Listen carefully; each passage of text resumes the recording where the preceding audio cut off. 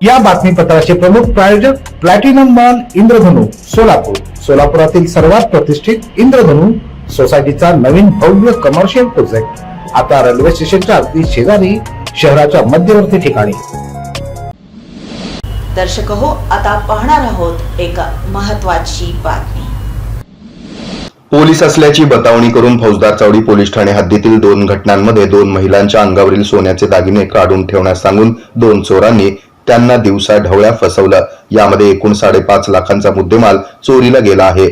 या घटना रविवारी सकाळी 8 वाजण्याच्या सुमारास शुक्रवार पेठ आणि दमाणी नगर येथे घडल्या. यामध्ये किरण विजयकुमार वनारोटे वय 78 राहणार शुक्रवार पेठ यांचं 4.5 लाख रुपयांचं, तर मीनाक्षी पंडित लेंडवे वय 60 राहणार देशमुख पाटील वस्ती यांचं 95,000 सोन्याचे दागिने पळवले. त्यांच्या राहत्या घरासमोर खुर्चीवर बसलेल्या वनारोटे यांना साध्या वेशात दुचाकीवरून आलेल्या दोघांनी आपण पोलीस असल्याचं सांगितलं. त्यांना दागिने घालून बाहेर बसण्यास परवानगी नाही असं म्हणत त्यांच्या हातातील दागिने घेतले. ही घटना पाहून त्यांच्या सुनेनं चोर चोर असं म्हणत ओरडताना दुचाकीवरील दोघे दुचाकी घेऊन पळून गेले. यात वनारोटे यांचा 2.5 तोळ्याचं सोन्याच्या पाटल्या, 2 तोळे वजनाचं सोन्याचं बिल्वर असा एकूण 4,50,000 मुद्देमाल नेला.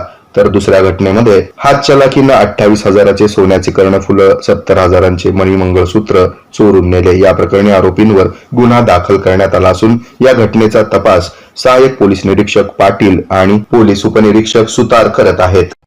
हे आहे मेट्रोकास्ट केबल नेटवर्क आणि आपण पाहत आहात द न्यूज